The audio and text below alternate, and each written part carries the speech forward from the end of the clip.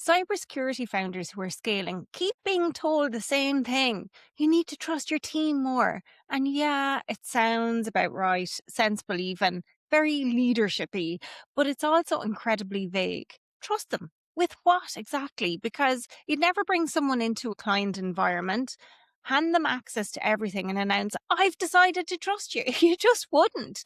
You'd give them access to what they need for the job in front of them. And that feels completely normal in cyber. Yet when it comes to delegation inside your own business, a lot of cyber founders are expected to make one enormous decision. Trust this person? Yes or no? And I think that's where a lot of ambitious founders get stuck because trust just isn't binary. You might trust someone to send a client update or respond to an email. You might feel less comfortable with them handling a difficult conversation when the client starts pushing back. And if they're making a recommendation where the client's environment and your reputation are both on the line, that's a whole other level of trust entirely. And those situations have completely different consequences, but the advice boils all that down to you need to let go, right? Of which bits exactly and to whom without my business fucking going up in flames. Now, I'm all for founders getting out of the weeds and I'm all for people taking more ownership, but some of the advice around delegation is just so casual, like let them make mistakes. Okay, but which mistakes?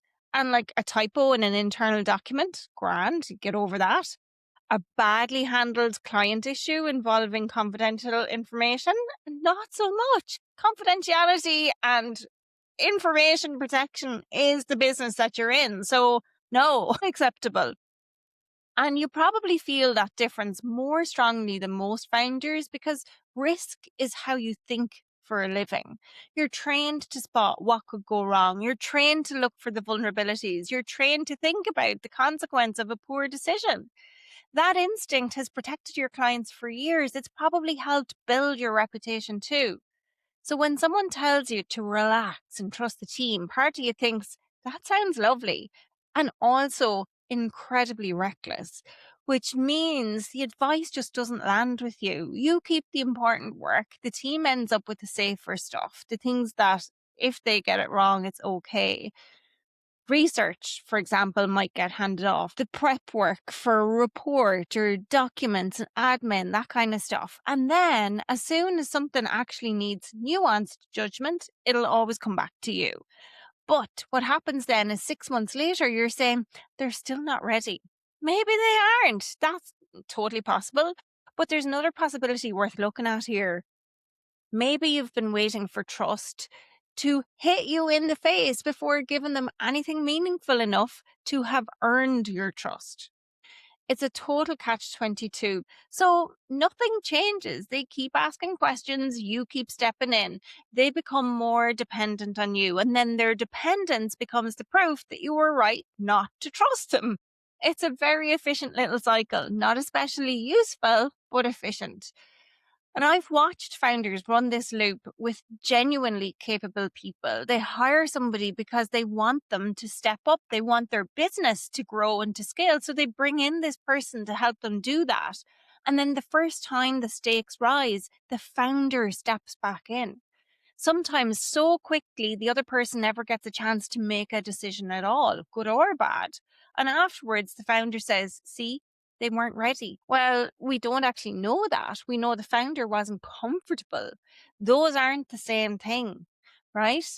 Think about your own team for a second. Is there somebody you've described as not ready for the last 6 months, maybe? And what if they actually had the chance to show you? Because following instructions is one thing, showing you how they think when the answer isn't obvious is something else.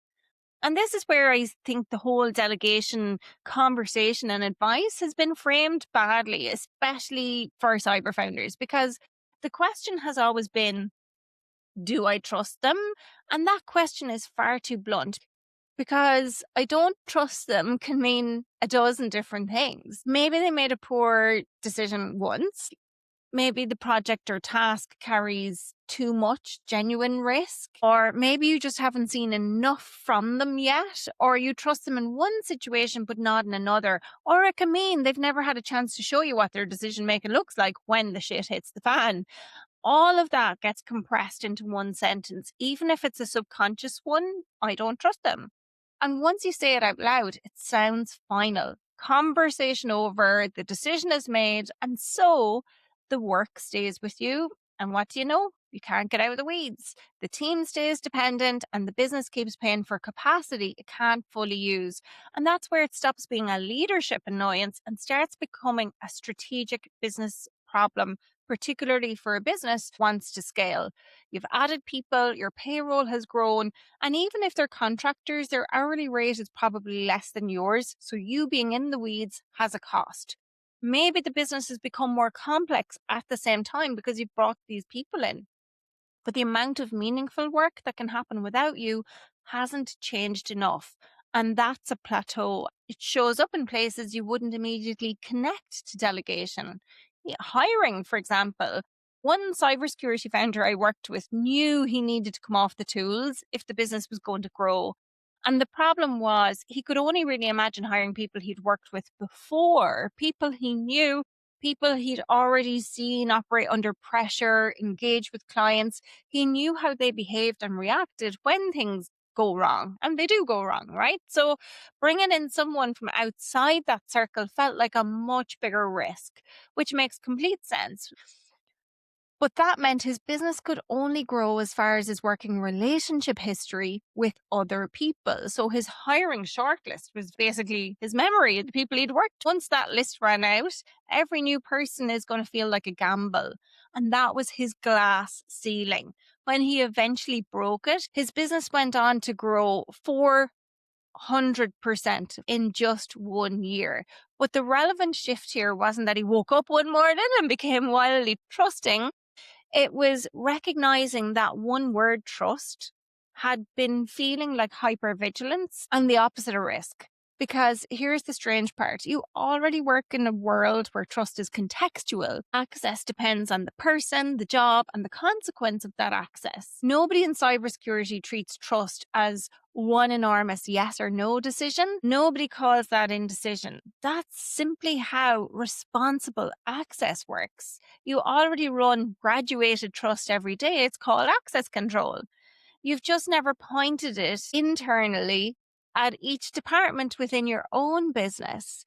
That simple question, do I trust this person, is not the right question to be asking, because that doesn't just cost you your time, but also it creates the gap between the team you're paying for and the capacity that your business can actually grow to.